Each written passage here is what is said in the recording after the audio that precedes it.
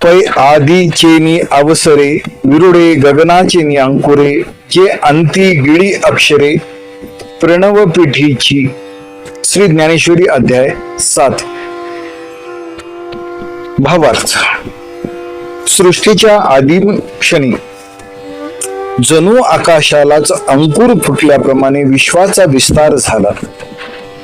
त्या आद्य तत्वातूनच सर्व वर्ण, शब्द, वेद आणि भाषा प्रकट झाल्या. परंतु सृष्टीचा लय काळ आला की हे सर्व शब्द, अक्षरे आणि त्यांचे भेद पुन्हा ओम प्रणव या मूळ बीजात विलीन होतात. हेच सर्व वाङ्मयाचे, सर्व ज्ञानाचे आणि संपूर्ण विश्वाचे आदी कारण व अंतिम आश्रयस्थान आहे. जसे नदीचे पाणी शेवटी समुद्रात विलीन होते, तसे सर्व शब्द आणि ज्ञान प्रणव रूप परब्रह्मात एक रूप होतात.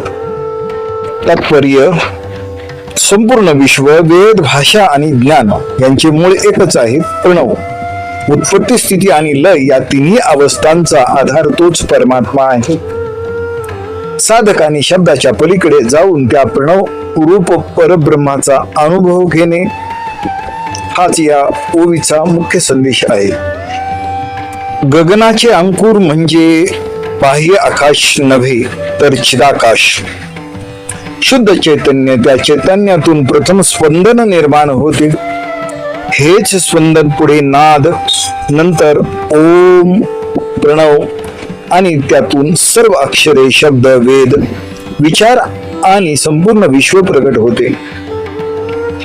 साधक नामस्मरण, ध्यान किंवा आत्मविचार करत करत अंतर्मुख झाला की त्याची वाणी शांत होते, विचार विरतात आणि सर्व शब्द पुन्हा प्रणवात लय पावतात.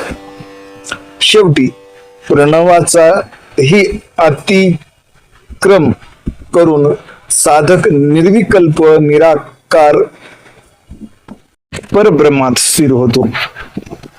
तेथे शब्द नाही, अक्षर नाही, जाणणारा आणि जाणण्यासारखा काहीही राहत नाही. केवळ शुद्ध आत्मस्वरूप उरतो. साधकासाठी संदेश: अक्षर हे साधन आहे, मौन हे साध्य आहे, ओम हा प्रवेशद्वार आहे, परब्रह्म हे अंतिम ध्येय आहे, अंतिम ध्येय आहे.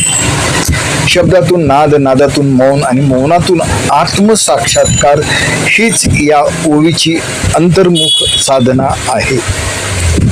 रामकृष्ण हरी. चॅनलला लाईक करा, सबस्क्राईब करा. धन्यवाद.